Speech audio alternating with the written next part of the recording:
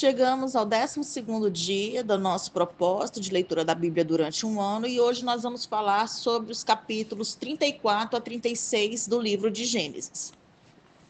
Dos versículos 1 a 7 do capítulo 34, acredita-se que Diná estava com 15 anos de idade e que talvez estivesse procurando amizades femininas, visto ser a única filha em sua grande família.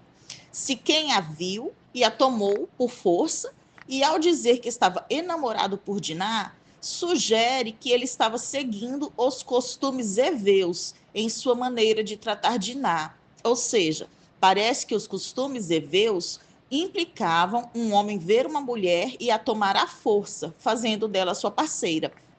O que poderia ser um costume heveu, mas era errado, principalmente para a família de Jacó. Dos versículos 8 a 12 do capítulo 34, Amor, pai de Siquém, também era príncipe na região. Quando foi oferecer para Jacó um casamento de Siquém e Diná, ele esperava construir laços mais próximos com Jacó e seus filhos, pois pelo casamento, Jacó seria considerado como membro da família de Amor e Siquém e teria mais liberdade na terra, menos restrições e facilidade em adquirir propriedades. Dos versículos 13 a 18 do capítulo 34, ao responder aos líderes heveus de forma enganosa, os filhos mais velhos de Jacó mostraram que também podiam agir de forma ardilosa, assim como os homens daquela terra, como Siquém fizera. Sobre a circuncisão, outros povos, além dos israelitas, a praticavam, como os egípcios, os edomitas, os moabitas e os amonitas. Assim, Siquém e Amor não acharam estranho o pedido. Dos versículos 19 a 24 do capítulo 39, Siquém, como filho do príncipe Amor, e ele mesmo, futuro príncipe, tinha grande influência sobre os cidadãos daquela povoação que levava o seu nome. Com facilidade, ele e seu pai convenceram os homens da cidade a se circuncidarem. A circuncisão é um procedimento cirúrgico que retira o prepúcio dos homens e exige algumas semanas de repouso, e é necessário evitar atividades físicas. Dos versículos 25 a 29 do capítulo 34, enquanto os homens de Siquém estavam se recuperando da remoção do prepúcio com a faca de pedra, Simeão e Levi os mataram. Levaram Diná embora, de volta para a casa do seu pai, porque quando houve a circuncisão, Diná já estava na casa de Siquém. Então, eles levaram Diná embora, de volta para a casa do seu pai. Quando os outros irmãos adultos de Simeão e Levi souberam do que eles tinham feito, eles saquearam a cidade. E as mulheres e crianças dos heveus possivelmente seriam vendidas como escravas. Dos versículos 30 a 31 do capítulo 34, Jacó condenou as ações abusivas de Simeão e Levi, que não apenas trouxeram morte aos heveus, como deixou Jacó e sua família em apuros. A reputação de Jacó de ser um homem de paz foi destruída. O clã ficou marcado como assassino e teria de viver com medo do que os cananeus e os ferezeus viessem atacá-los e matá-los. Agora, falando sobre o capítulo 35, nos versículos 1 a 5 do capítulo 35, providencialmente, Deus chama Jacó para sair da terra e voltar a Betel, que era o primeiro lugar onde Jacó se encontrou com Deus. No versículo 1, Deus manda Jacó construir um altar, e é a única vez em todo o livro de Gênesis que o Senhor dá a ordem de construir um altar.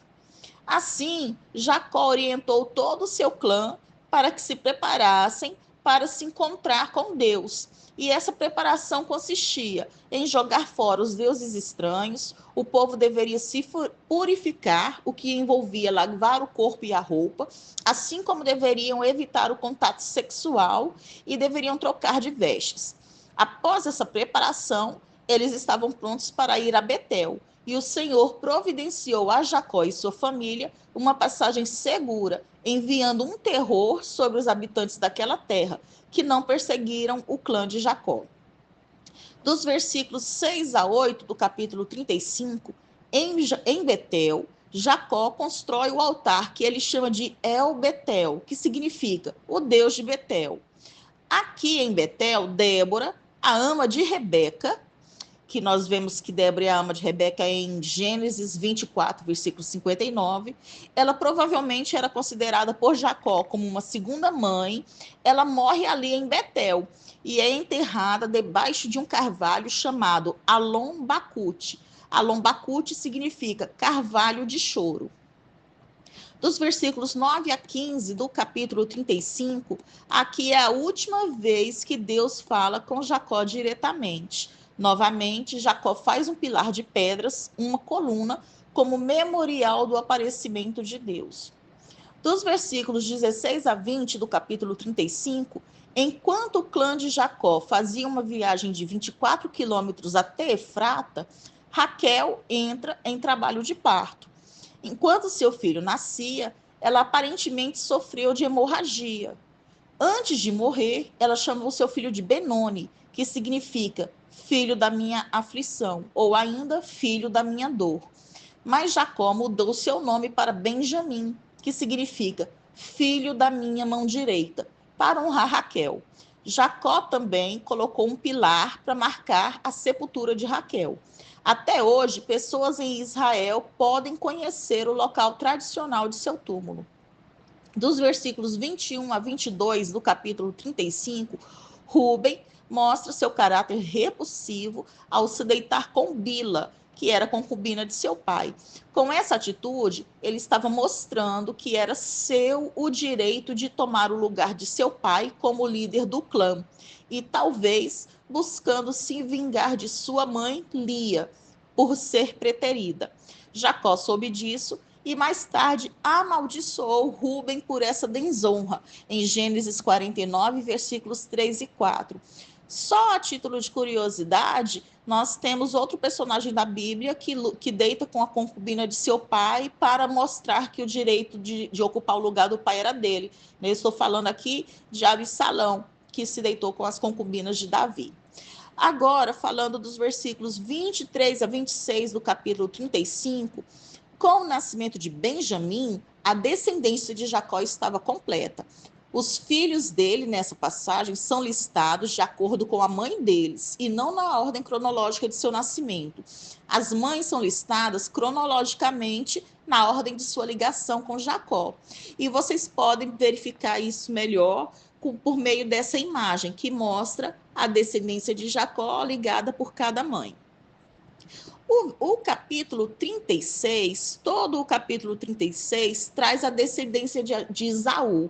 Nós vemos que Esaú pegou toda a sua família, todo o seu clã e foi para a região de Seir, afastando-se de onde estava seu irmão Jacó. Ali, estudiosos creem que ele reconheceu que deveria proporcionar espaço suficiente para o clã de Jacó e todo o seu rebanho, tendo em vista a riqueza de que Jacó era herdeiro, em virtude da primogenitura, porque, pois, se a gente lembrar, Esaú havia vendido os direitos de primogenitura a Jacó. E ali dos versículos 31 a 43 do capítulo 36, se faz uma distinção entre reis e príncipes, no fato de que os primeiros, os reis, detinham autoridade e exerciam domínio sobre uma maior extensão territorial do que os príncipes. Então, encerramos aqui o nosso estudo dos capítulos 34 a 36 do livro de Gênesis.